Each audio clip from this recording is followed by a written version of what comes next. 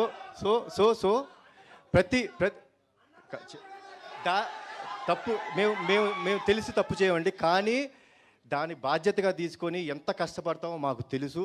So రేపొద్దున product ఇవ్వాలి మీకు, రేపొద్దున మీరు చూసేటప్పుడు ఇంతకంటే ఎక్కువ గోల చేయాలి. సో దానికోసం త్వరలో గ్లిమ్స్ రాబోతుంది.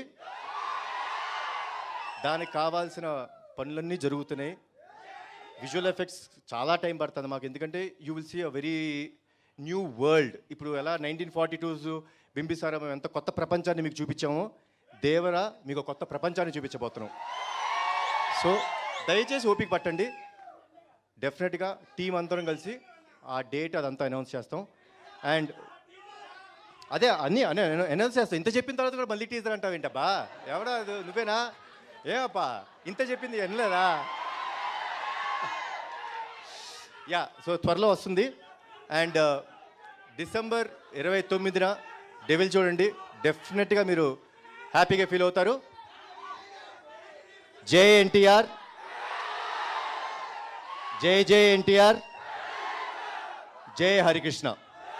Thank you. Thank you Kalyan Ram garu, thank you so much. And team అందరికీ కూడా wish good luck. Yes Abhishek Nama గారికి all the very best. Team అందరికీ congratulations once again for the trailer. Dialogue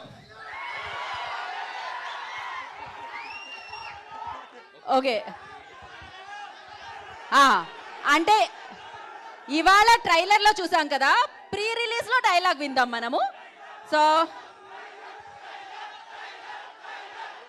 ఇంకా డైలాగ్ వినాల్సిందే, తప్పదు.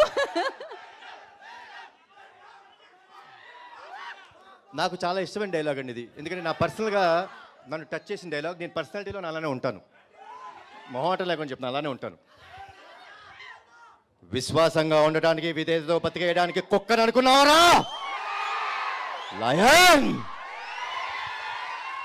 క్రేజీ, వావ్, ఆ పవర్ చూసాం.